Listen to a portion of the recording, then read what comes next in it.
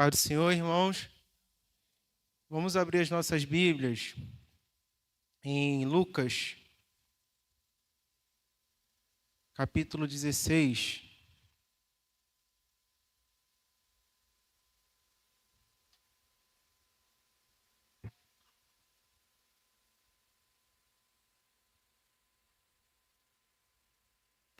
Lucas, capítulo 16, nós vamos ler a partir do versículo 19. Amém? Diz assim: Havia um homem rico que se vestia de púrpura e de linho fino e vivia no luxo todos os dias. Diante do seu portão fora deixado um mendigo chamado Lázaro, coberto de chagas. Esse ansiava comer o que caía da mesa do rico. Até os cães vinham lamber as suas feridas. Chegou o dia em que o mendigo morreu, e os anjos o levaram para junto de Abraão. O rico também morreu e foi sepultado. No Hades, onde estava sendo atormentado, ele olhou para cima e viu Abraão de longe com Lázaro ao seu lado. Então chamou-o: Pai Abraão, tem misericórdia de mim e manda que Lázaro molhe a ponta do dedo na água e refresque a minha língua, porque eu estou sofrendo muito nesse fogo. Mas Abraão respondeu: Filho, lembre-se que durante a sua vida você recebeu coisas boas, enquanto que Lázaro recebeu coisas más. Agora, porém, ele está sendo consolado aqui, e você está em sofrimento. E além disso, entre vocês e nós há um grande abismo, de forma que os que desejam passar do nosso lado para o seu, ou do seu lado para o nosso, não conseguem. E ele respondeu: Então eu te suplico, pai, manda Lázaro ir à casa do meu pai, pois tenho 5 irmãos. Deixa que ele os avise, a fim de que eles não venham também para esse lugar de tormento. Abraão respondeu: Eles têm Moisés e os profetas, que os ouçam. Não, pai Abraão, disse ele, mas se alguém dentre os mortos fosse até eles, eles se arrependeriam. E Abraão respondeu: Se não ouvem a Moisés e aos profetas, tampouco se deixarão convencer, ainda que alguém ressuscite alguém dentre os mortos. Só até aqui. Irmãos, a palavra de hoje é como se fosse um compacto assim, de muitas coisas que Deus ele tem falado ao meu coração aqui nas últimas ministrações, nos estudos bíblicos, através da vida dos meus irmãos aqui. E que Deus ele tem falado, e às vezes eu fico, igual muitas vezes a gente fica assim, com aquela coisa assim, eu vou fazer quando der, né? Quando eu puder eu faço. E o Espírito Santo ele começou a falar ao meu coração, a me incomodar de uma maneira, falando assim: não é para depois, é para agora. É agora que eu quero. Não é para você deixar para depois, não.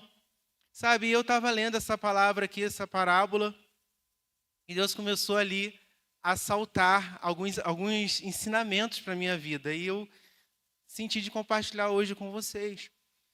Porque essa parábola aqui, quando a gente para aqui para ler um pouco antes, a gente vê aqui que Jesus ele estava contando uma sequência de parábolas ali.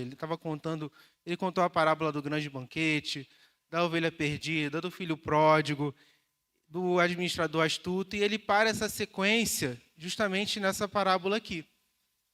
E a todo tempo ali que Jesus está contando essas parábolas, tem um grupo ali de pessoas, tem os discípulos, e entre essas pessoas ali também tinham os fariseus, os mestres da lei ali o tempo inteiro, questionando Jesus, tentando buscar ali uma falha, algo para acusar ele.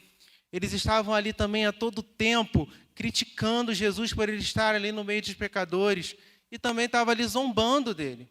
Até um pouco antes, aqui no versículo 14, fala exatamente assim: os fariseus que amavam o dinheiro ouviam tudo isso e zombavam de Jesus, e ele lhes disse: vocês são os que se justificam a si mesmos aos olhos dos homens, mas Deus conhece o coração de vocês, e aquilo que tem muito valor entre os homens é detestável aos olhos de Deus. Jesus sabia muito bem o que estava no coração dos fariseus. Jesus sabia também que eles não se agradavam dos ensinamentos dele. E Jesus sabia que eles criam na lei ali do jeito deles, e o tempo inteiro eles lembravam de Abraão, de Moisés, dos profetas, e que eles consideravam até Abraão o pai deles, que é o que diz lá em João 8.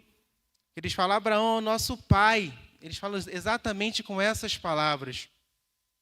Então Jesus ele usa essa parábola do rico e do Lázaro para que eles entendessem que eles deviam acreditar e obedecer nas palavras dele naquele momento.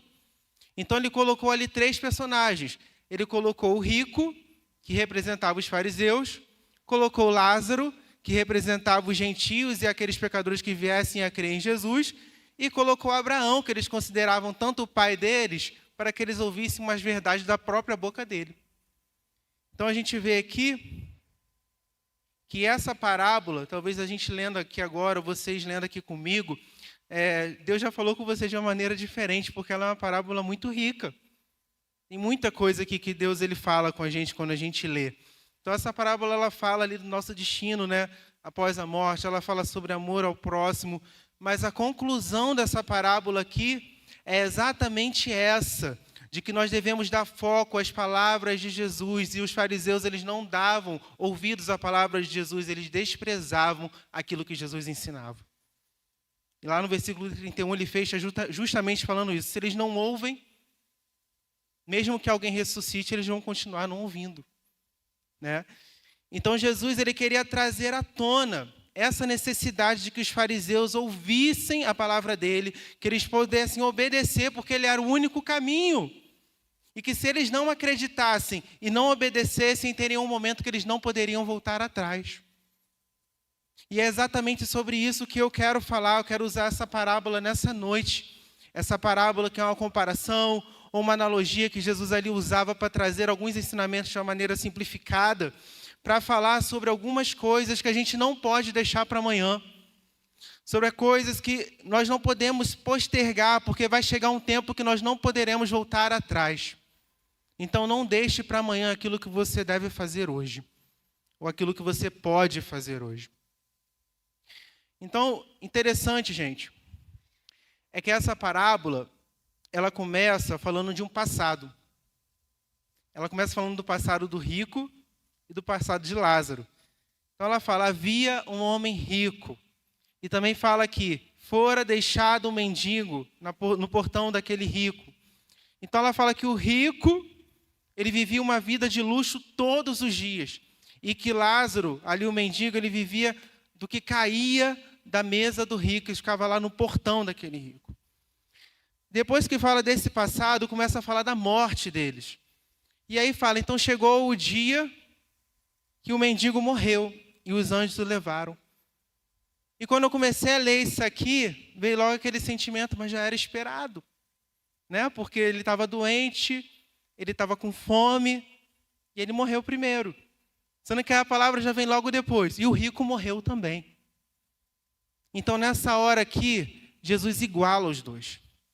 Iguala os dois em uma condição que os dois não podiam voltar atrás, que era a morte. Até aquele momento ali eles tinham algo diferente. E nesse momento aqui eles têm tudo em comum, que é a morte. E aí, a gente precisa entender, irmãos, que a gente, embora a gente faça plano para a nossa vida, e a gente tem que fazer mesmo, um plano em vida, né? Que depois de morto não dá mais para fazer planos. A gente tem que entender que a morte está perto mesmo. É algo que está muito próximo. E a gente ignora, a gente acha que ela nunca vai acontecer. Então, a qualquer momento, o nosso destino, céu ou inferno, ele pode ser definido. Assim como aconteceu com eles aqui. E ele precisa ser decidido em vida. Porque depois não vai ter mais como a gente voltar atrás, não terá como a gente reverter. Precisa ser decidido em vida. Então, a morte, ela chega aqui para os dois. E o que importa, naquele momento, é a condição deles no hoje. O hoje que eles estavam vivendo, que definiu o destino deles. E aqui eu queria falar de um ponto, que é 2 tipos de pessoas que às vezes eu encontro, e que talvez vocês também encontrem, e que a gente não deve ser nenhum desses 2 tipos, que são aquelas que vivem do passado. Já viu aquele crente nostálgico, que vive falando, eu fiz, eu preguei, eu viajei o mundo inteiro, e eu era mais próximo de Deus, eu orava todo dia, eu jejuava todo dia, eu era tão temente a Deus, eu fui líder do jovem, adolescente, de criança, fui pastor, e hoje em dia, quando você pergunta, e aí, o que você é agora? Agora, não sou nada não, eu estou aí deixando a vida me levar, estou vivendo por viver, estou esperando um dia que Deus ele vai me puxar aí pela gravata para eu viver tudo de volta. E o que importa é exatamente a condição dele naquele momento. Mas que ele não está vendo que o passado dele não vai salvar ele. Sabe? Então, se vier o arrebatamento, Jesus voltar, ou a morte, como eu falei, ela está próxima, vier naquele momento, não adianta eu falar o que eu fiz, mas sim o que eu estou fazendo, que é o que vai contar. É o que eu estou sendo, não é o que eu fui. E também tem aquele que vive do futuro. Não sei se vocês também já conheceram um desses.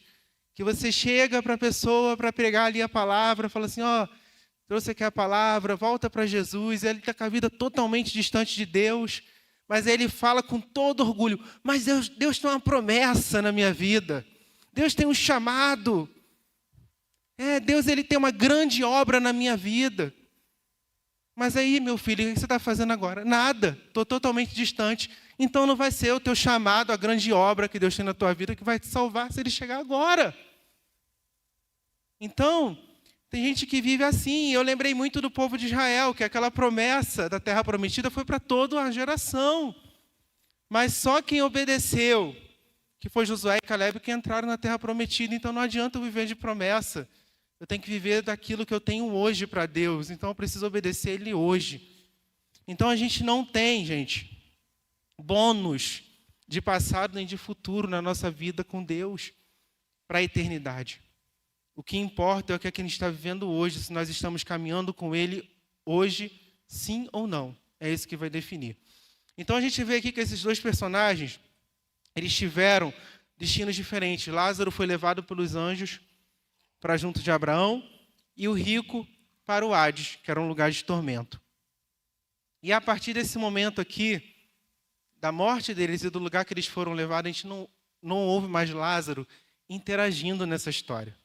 A gente até ouve falar sobre ele, mas a gente não ouve mais ele interagindo. Porque Lázaro, gente, ele foi levado pelos anjos. Ele já não estava mais sozinho, ele estava com o nosso Pai.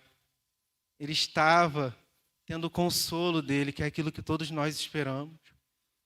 Mas o rico, pelo contrário, ele tentou resolver tudo que ele ficou a vida inteira sem resolver quando já estava lá no Hades. E aí ele foi correr atrás do tempo perdido para resolver tudo aquilo que ele não fez em vida.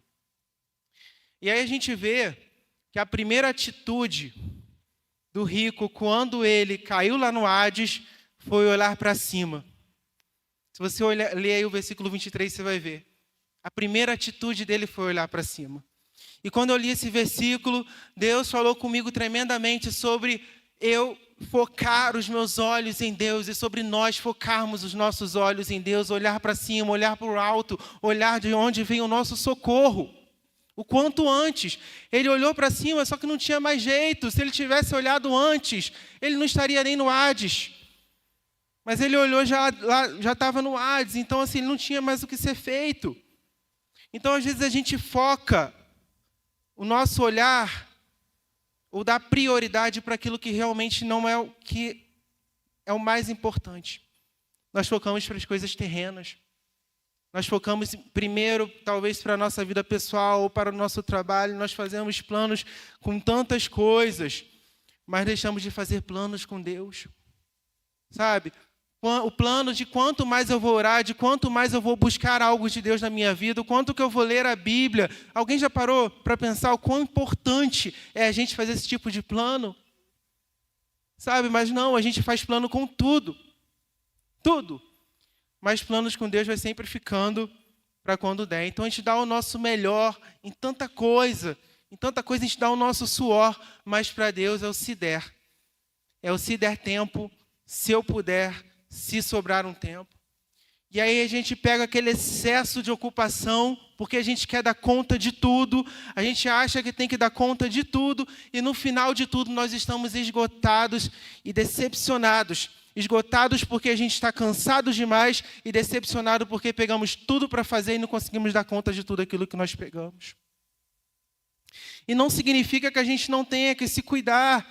Não significa que a gente não tenha que cuidar da nossa família, não significa que você tenha que planejar, que você tenha que estudar, trabalhar, ter o seu lazer, não. Mas que a gente não possa perder o foco de dar prioridade naquilo que é de Deus. Porque Ele não nos esgota. Quanto mais nós nos enchemos de Deus, mais nós queremos dEle. A todo instante nós queremos mais e mais dEle, porque Ele não nos esgota, Ele não nos preenche, a gente sempre quer mais. Ele também não nos decepciona, gente. Porque a gente é alcançado por um amor tão grande que a gente só quer viver seguro e mergulhado nesse amor. Então é importante a gente entender que com Ele vale a pena a gente se gastar o máximo que a gente puder. E quantas vezes nós deixamos de olhar para Deus? Deixamos para olhar para Deus muito tarde, porque nós procrastinamos, até por preguiça mesmo, sabe? Ou então por medo, por dúvida e por tantas outras coisas que entram no nosso caminho, a gente vai deixando de viver a plenitude daquilo que Deus tem para nós, que é muito maior. Então, gente, está na hora da gente começar a olhar para Deus o quanto antes. Sabe, largar aquilo que distancia a gente de Deus, largar o nosso pecado, aprender dEle, crescer nele, viver aquilo que Ele tem para nós, para não chegar aquele tempo da gente se arrepender. Sabe, eu não sei se alguém aqui já teve isso, mas eu já tive um tempo de eu me arrepender de por que eu não me entreguei mais para Deus. Por quê? Por que eu não busquei mais de Deus quando eu pude? Sabe? Deus, Ele vai dando oportunidade, Ele vai falando, ó, eu tenho isso para você, me encontra, me busca, eu estou aqui para você, Ele vai dando oportunidade, mas a gente não agarra. E isso passa, gente. Sabe? E o inimigo, ele puxa com força o nosso olhar para as coisas terrenas. Ele puxa com força porque ele quer que a gente esquece do céu, que é muito maior do que tudo aquilo que a gente vive aqui, que é o que Deus tem para nós. Então o inimigo, ele quer que a gente fique preso nessas coisas daqui, fazendo o que a gente quer, que é a vontade da nossa carne, preocupado, ansioso, preocupado com o que eu vou ter, com o que eu vou ser, com o que falaram de mim, e etc.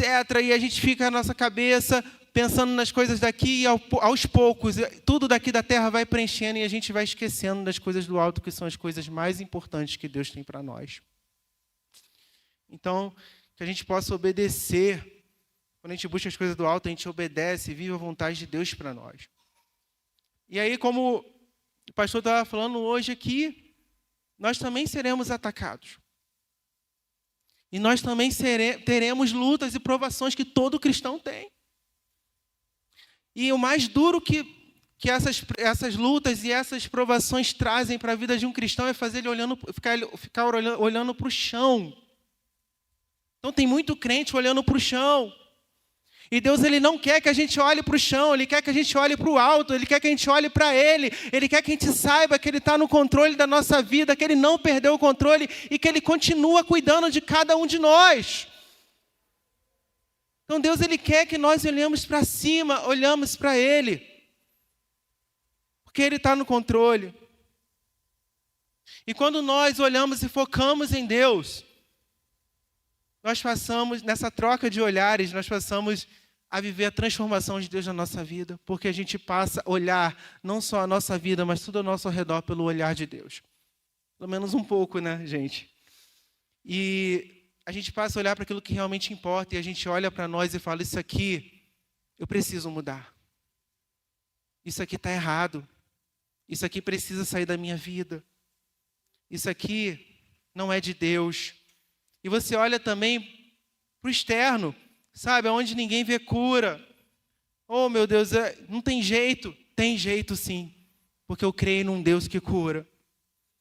E você começa a olhar a vida por uma outra perspectiva. Disseram que para essa pessoa não tem jeito, para ela tem sim, eu creio, porque o meu Deus faz.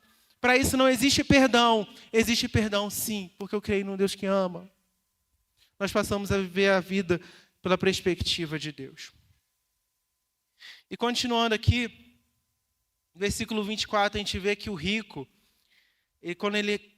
Uma segunda atitude dele, quando ele entrou lá no Hades, foi começar a clamar por misericórdia desesperadamente, num lugar onde Deus ele não podia mais atendê-lo. Então ele começou ali a clamar, e ele pede que Abraão mande lá, que Lázaro molhe a ponta do dedo e vá lá refrescar ele naquele lugar de tormento. Né? Então Abraão estava ali como se fosse um representante do paraíso, ali um porteiro do paraíso, vamos dizer assim. Né? Isso aqui é uma parábola. Ele estava ali tomando ali a frente das atitudes ali, né, de frente para o paraíso. E a gente vê que o rico, mesmo ele estando lá no Hades, ele não perdeu a arrogância dele. Porque ele ainda achou que Lázaro tinha que fazer alguma coisa por ele, mesmo ele estando lá. Nem um pingo de arrependimento. Então aqui a gente vê que o rico, ele começou a clamar tarde demais. Então não deixe para clamar amanhã se você pode clamar hoje. Sabe? E aqui Deus falou comigo muito sobre a questão de intensificar as nossas orações. Nós estamos vivendo aí um relógio de oração e eu achei isso tremendo que bateu justamente quando eu estava preparando essa palavra. Sabe? Porque a gente vive um tempo que até entrou pelas portas da igreja, em que a oração só virou como se fosse uma ferramenta emergencial. Sabe? E a oração não é só uma ferramenta de que Deus ele age mesmo no nosso socorro. Deus é um Deus de socorro, eu creio nisso. Um Deus que cura, um Deus que liberta, um Deus que vem ao nosso socorro. Mas que as pessoas têm vivido só como ferramenta de socorro, de desespero. Quando, na verdade, a oração tem que fazer parte da nossa vida diária. Tem que fazer parte da nossa vida. E eu estava lendo lá um pouco sobre a igreja primitiva, né, o comportamento deles com relação à oração. E eu queria citar assim, duas situações que me chamaram muito assim, a atenção. Foi a da descida do Espírito Santo, porque a igreja já estava orando quando houve a descida do Espírito Santo. E em Atos 12 também, quando Pedro foi preso. Entrou lá um anjo que tirou Pedro lá de dentro, ninguém viu. A igreja também já estava orando. Eles não esperavam algo acontecer. Pedro vai ser preso, vamos orar. O Espírito Santo vai descer, vamos orar. Não! Eles já estavam em oração e Deus ele ia se manifestando e fazendo um milagre em meio à oração daquela igreja. E por que a gente tem que deixar para depois? Por quê? E nós precisamos resgatar o entendimento de que a oração, ela nos aproxima de Deus, e que mais de um momento de pedir, é um momento de relacionamento, é um momento de crescimento, de agradecimento, de nós colocarmos diante de Deus as nossas dificuldades também, aquilo que a gente precisa superar, aquilo que a gente precisa vencer, pedir sabedoria e pedir tantas coisas, conversar com Ele sobre tantas coisas, abrir o nosso coração diante dEle. Não é só um momento de pedir socorro. Porque nós precisamos ter cuidado, porque senão a gente passa a viver uma vida de oração de socorro. Sabe? A gente só ora quando as coisas apertam. Está precisando de emprego, ora para abrir porta. Está precisando de cura, vamos orar. E aí começa a viver uma vida de socorro, uma oração de socorro constantemente. E Ele é socorro, a gente sabe que Ele é socorro, mas a gente precisa aprender a se relacionar, porque no meio do relacionamento, Deus ele também cura. No meio do relacionamento, Deus liberta. No meio do relacionamento, Deus nos ensina. No meio do relacionamento, Ele vai ajudando a gente a superar tanta coisa. E muita coisa poderia ter sido evitada se a gente tivesse orado antes e começado esse relacionamento. Eu estava olhando lá em Isaías 55:6, que diz: buscai o Senhor enquanto se pode achar. Invocai-o enquanto está perto. Eu li esse versículo e eu fiquei pensando, esse versículo, quando a gente fala assim, enquanto está perto, a gente entende que existe uma janela de oportunidade. Porque o enquanto ele acaba. Sou programador, eu sei disso. O enquanto é um tempo. Então existe uma janela de oportunidade para que a gente possa entrar e encontrar o nosso Deus. E essa janela é para cada um de nós, sabe? As pessoas podem orar por nós, mas a atitude de orar é para cada um de nós. A gente não depende de ninguém não, gente. Sabe? É tanto, ora por mim, não, é você mesmo. É você mesmo que Deus tem chamado para orar por você mesmo, para orar pelas coisas, orar por alguém. É conosco que Deus conta, sabe? Então a gente está na hora de a gente tomar posse desse poder que Deus colocou nas nossas mãos, que é a oração, e de viver coisas sobrenaturais no nosso secreto com Deus, sabe? A gente vive orando por avivamento, né? Para Deus se manifestar, uma coisa que a gente quer como igreja. Sendo que eu não sei se todo mundo já passou por isso, mas as coisas mais sobrenaturais que eu já vivi com Deus foram no meu quarto de oração. As coisas mais sobrenaturais. Se tivesse uma câmera ali, as coisas mais loucas que eu vivi com Deus foram ali, no meu secreto. Então eu te convoco, igreja, se você quer, se você não, com certeza talvez alguns aqui já tenham vivido, mas se você ainda não viveu e você quer viver coisas sobrenaturais, quer ver o poder de Deus sendo manifestado, vá para o secreto com Deus, que ali ele fala. E aí, no versículo 25, a gente vê aqui que Abraão deu uma resposta para o rico, que quando a gente lê aqui, eu não vou ler, mas depois você pode ler, a impressão que dá é que Abraão está falando assim para o rico, você está aqui só porque você foi rico. Mas não é. Sabe, a gente vê aqui que Abraão está justamente respondendo para o rico e colocando para ele assim, bem enfático, que ele está ali porque o amor dele estava em outras coisas. O coração dele estava só nas riquezas. O coração dele não estava voltado para o amor ao próximo e nem para Deus. Sabe? Ele estava totalmente voltado para as riquezas dele, mas ele não via que tinha alguém na porta dele. Ele não olhava para cima porque ele só olhava para si. Ele estava com o amor totalmente focado em outras coisas. E aqui Deus falou tremendamente comigo sobre a gente não deixar para amar amanhã se a gente pode amar hoje. Sabe? E eu lendo lá um versículo muito conhecido lá de Mateus, né, que Jesus fala sobre... Jesus disse, amarás o Senhor teu Deus de todo o seu coração, de toda a tua alma, de todo o seu pensamento. Esse é o primeiro grande mandamento. E o segundo, semelhante a este, amarás o teu próximo como a ti mesmo. Eu fiquei lendo esse versículo e eu pensei assim, Jesus, ele não pediu para me escolher. Não pediu para a gente escolher a quem amar. Ele não pediu, não falou como seria ou quem seria. Ele só falou o próximo e ponto final. Então não é escolha. E o amor é uma decisão. O amor é um exercício diário. Não adianta eu esperar que eu vou sentir sentimento, arrepio, vai sair coração da minha cabeça. Não. Eu tenho que decidir amar as pessoas. Né? E lá em João 15:3 diz assim, que ninguém teve amor maior do que esse, que deu a vida pelos seus próprios amigos. O amor de Jesus foi definido numa atitude de dar a vida. E por que eu tenho que esperar brotar sentimentos de mim para isso? E sobre a decisão de amar, Deus ministrou 3 pontos assim no meu coração. Primeiro, que a gente não deve escolher a quem amar. Sabe? A gente não deve ficar escolhendo por quem eu tenho mais afinidade, por quem tem uma boa aparência, por interesse, ou porque é legal. Sabe? Ou porque eu tenho uma boa conversa, ou porque tem algo a me oferecer. Não. Eu tenho que simplesmente escolher amar a qualquer um. Amar e ponto final. Sabe? Porque às vezes a gente está procurando tanto a escolher alguém a quem eu possa amar, que aquele que está precisando de ser alcançado pelo meu amor não está sendo porque eu estou escolhendo alguém. Eu estou escolhendo alguém da minha preferência. Eu estou montando o meu grupo do amor, que todo mundo aqui, todo mundo que eu amo anda aqui comigo. O resto é o resto. Então, e não é assim com Jesus. É o próximo. Segundo ponto, não terceirizar o ato de amar. Sabe? Às vezes a gente fica assim, não vou fazer não, porque tem sempre alguém que faça. Tem o pastor para socorrer, tem o Ministério de Ação Total para socorrer, tem as irmãs de oração para socorrer. Para que eu vou fazer alguma coisa? Para quê? E a gente terceiriza, sabe? A gente sempre acha, às vezes no subconsciente, gente. Você não fala isso com as suas bocas, não, com a tua própria boca, não. Sabe? É no subconsciente, você fica assim, poxa, mas tem alguém que faça, eu não vou fazer. Sendo que a missão foi para todos nós.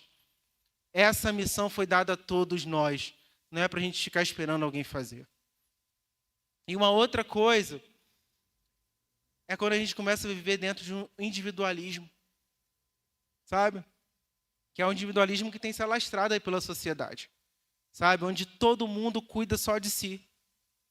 E é pregado isso enfaticamente, que todo mundo tem que cuidar da própria vida, que ninguém tem nada a ver com a sua vida, e vai todo mundo entrando por essa, e vai todo mundo vivendo assim, e na verdade aquele que é de Deus não vive assim, porque a palavra diz que nós temos que cuidar do interesse do nosso próximo. A gente não tem que viver por si mesmo, sabe? Fazendo o seu. Eu faço o meu, eu cuido do que é meu, sabe? A gente tem que viver pensando no próximo também. E a gente às vezes cai de viver num mundo limitado, onde só são as minhas coisas, sabe? É a minha vida, é os meus amigos, minha família, é tudo meu. E a gente entra naquilo ali, ó, e a gente não olha para quem está na nossa porta, assim como o rico. Então, gente, lá em João 17, Jesus falou assim, uma das poucas orações que Jesus fez pelos seus discípulos, ele falou: Pai, que eles sejam um, assim como eu sou um com o Senhor. Então, a minha dor, a dor do meu próximo tem que ser a minha dor. A alegria do meu próximo também tem que ser a minha. Eu não posso ser insensível e indiferente a ninguém. Viver só para mim. Então, às vezes a gente deixa de amar achando que, ou de se importar com alguém, achando que a gente tem que fazer algo, uau, muito grande. Sabe? E a maioria das pessoas que me pedem algum tipo de ajuda, gente, eu não sei com vocês, não sei se isso vai ser unânime. A maioria das pessoas que me pedem ajuda, elas não querem nem uma palavra, elas querem ser ouvidas. Sabe? Então, né, ninguém pede dinheiro, ninguém pede cesta básica, ninguém pede para socorrer, não. Muitos pedem uma palavra, pedem para serem ouvidas.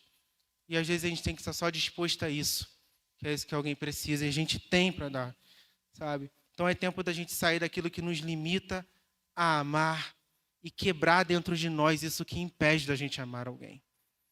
Sabe, isso é um assunto muito sério, porque a gente vem para a igreja, a gente levanta a mão, a gente diz que adora a Deus e que ama a Deus e que a gente quer Deus. Mas que a palavra diz lá em 1 João 4:20, quem não ama seu irmão, quem vê, não pode amar a Deus quem não enxerga. Então, se eu não amo quem eu vejo, como é que eu vou dizer que eu amo a Deus? Isso é muito forte, gente. E aí, versículos 27 e 28, a gente vê aqui que o rico ele começou a se importar com os irmãos dele. Então, ele pediu para que Abraão enviasse Lázaro lá na casa do irmão dele para pregar para eles. Sabe, para tirar, para que os irmãos deles não fossem para esse lugar de tormento. E quando eu li esses dois versículos, particularmente Deus falou assim comigo, de que não havia relacionamento dentro dessa casa. Que é o que parecia, sabe? Tudo bem que é uma parábola, mas Deus falou assim, parece que eles não se falavam em vida após a morte. Na vida depois que morresse, né, no caso, o que aconteceria. E eles também não falavam sobre Deus, porque eles precisavam de um testemunho vivo. Eles precisavam de um testemunho vivo para que eles pudessem crer, porque eles não iam crer só de palavras. Então, a gente vê que era uma casa, a gente vê assim, por esse versículo, esses dois versículos, que era uma casa que parecia que não tinha relacionamento entre eles e não tinha relacionamento com Deus. E se hoje eu perguntasse aqui, fizesse uma pergunta aqui, né, o que você faria pela sua família? O que você responderia? Talvez eu ouviria assim, eu faria tudo. Eu morreria, eu lutaria contra um exército inteiro. Mas a pergunta é, e o que você está fazendo? O que você está fazendo pela sua família?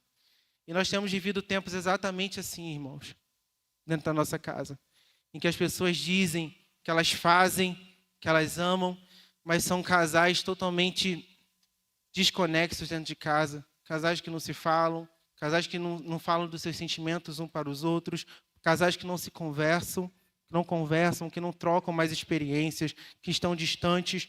A gente também vê pais e filhos que não se conhecem mais, pessoas que moram dentro de uma casa e que todo mundo entra e sai, que ninguém se fala, ninguém sabe o que está se passando, como está vivendo, porque os relacionamentos estão morrendo dentro das casas.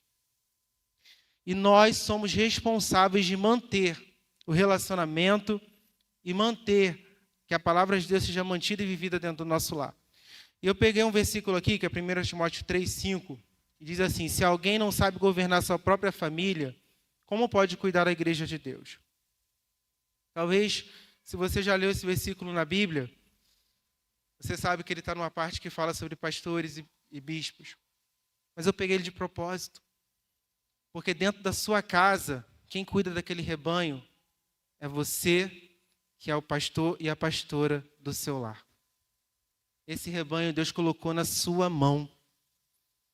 Esse rebanho é você que tem que orar por ele, é você que tem que ensinar ele, é você que tem que ministrar a palavra e atrair a presença de Deus, o relacionamento para dentro da sua casa. Não é responsabilidade de mais ninguém, é sua. Nós somos os pastores e pastoras da nossa casa. Deus nos chamou para isso. Não é responsabilidade de ninguém, não. Não é responsabilidade da igreja, não. É nossa responsabilidade dentro da nossa casa. E a gente vê que Jesus ele investiu em relacionamento. Foram mais de 10 mesas e refeições que ele chamava ali na casa de pessoas, chamava os discípulos para se aproximar e para trocar ensinamentos. Justamente para isso, criar relacionamento. E que nós possamos também ser os percursores dentro da nossa casa. Os percursores de atrair o relacionamento, a presença de Deus para o nosso lar. Amém? Gente, eu vou contar um testemunho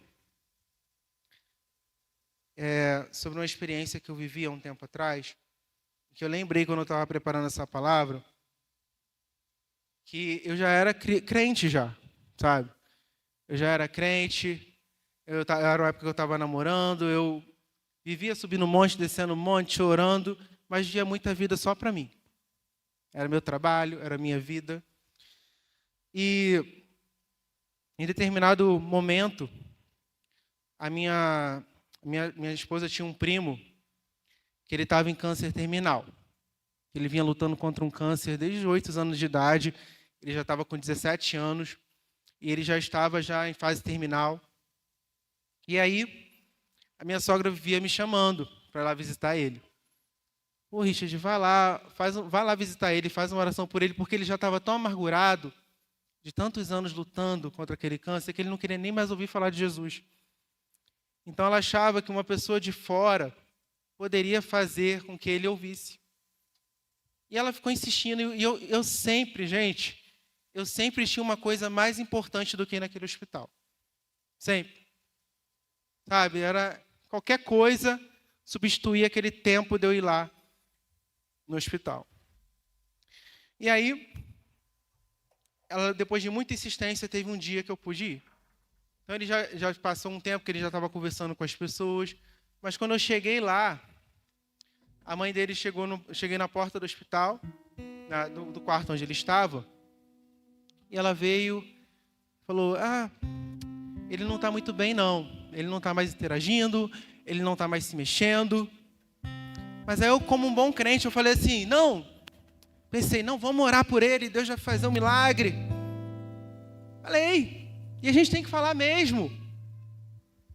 Quando eu cheguei lá no quarto, que eu entrei, aleluias, foi uma das cenas mais difíceis da minha vida. Porque eu esperava que eu ia ver um adolescente assim, deitado. E quando eu vi, foi um corpo desse tamanho aqui, todo atrofiado. Um adolescente de 17 anos. E naquele momento ali, a minha vontade foi de sumir. Foi. Sabe, ali eu briguei com Deus mesmo. Eu falei, meu Deus, por que o Senhor não me trouxe aqui antes? Agora eu não posso fazer mais nada. Eu quero sair daqui, eu não quero ficar aqui. Eu não vou orar por ele, não tem mais o que eu fazer aqui, eu quero voltar. Sendo que eu não podia mais, porque era eu que estava ali. E quando Deus te coloca numa coisa para você enfrentar, irmão, Se Deus te colocou, enfrenta. E eu comecei ali, sabe? Gente, eu não tenho mais nada para fazer aqui. Eu não sei se eu oro por cura, se eu oro nem para fazer um apelo para ele, eu tinha força, porque ele não respondia mais a estímulo algum. Ele não falava, ele não se mexia. Aí eu fiquei andando pelo quarto. Meu Deus, o que eu faço? Meu Deus, o que eu faço? E eu ouvi uma voz certinha assim, ó. Faz o apelo, ele vai te ouvir. Eu olhei para ele assim, eu falei, meu Deus, não vai acontecer. Na minha fé, na minha limitação, gente.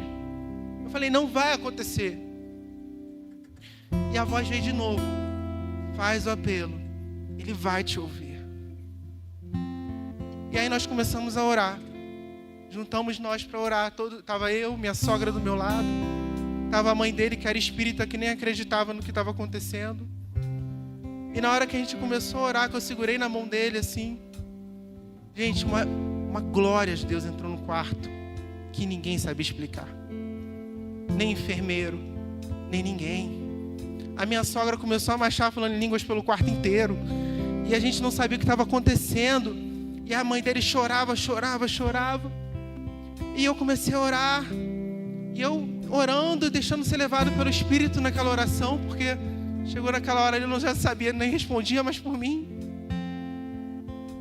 E eu segurei a mão dele. Aí eu chamei ele pelo nome. Aí eu falei, se você me ouve, aperta a minha mão. Aí ele, nada. Não apertou. Aí ele bateu um desespero. E, meu Deus, esse rapaz, ele não vai me ouvir. E aí eu fui e fiz o apelo para ele. Chamei ele pelo nome. E falei, você declara hoje Jesus diante dos homens, diante de todos que estão aqui. Naquela hora, o menino que não se mexia, que não falava, ele levantou a minha mão com toda a força, assim, ó, para todo mundo ver. Ele levantou a mão. E naquela hora ali eu chorei. Eu chorei porque ali eu vi como que Deus, ele nos dá chance.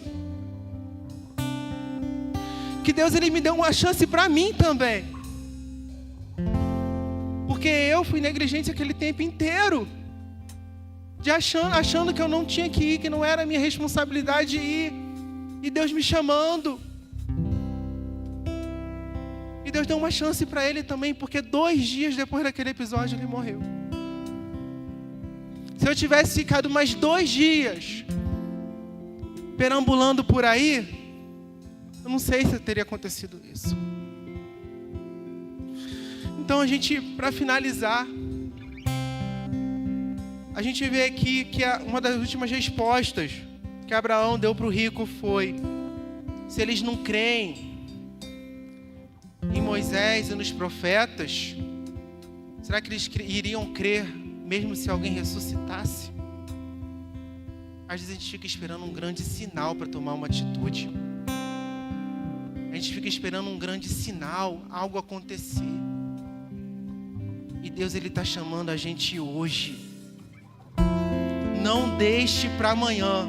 Se Deus está te chamando, se Deus está te chamando para você olhar para Ele, para você focar nele, é hoje. Se Deus está te incomodando para você orar mais, é hoje mesmo, é hoje. Sabe, se você está olhando para a tua casa e está vendo as coisas lá daquele jeito lá, que você, ai meu Deus, o que eu faço? É hoje que Deus está te levantando também, para você começar a se mover, a se movimentar dentro daquela casa, no espiritual, gente. É no espiritual. Peça estratégias a Deus. Se arrependa. Não deixe um grande sinal acontecer. Não fique esperando um grande sinal para tomar uma atitude. Que você saia daqui hoje com essa certeza que Deus está te chamando para algo que você tem que fazer agora e é urgente. Ministério de Louvor, eu agradeço a minha oportunidade em nome de Jesus.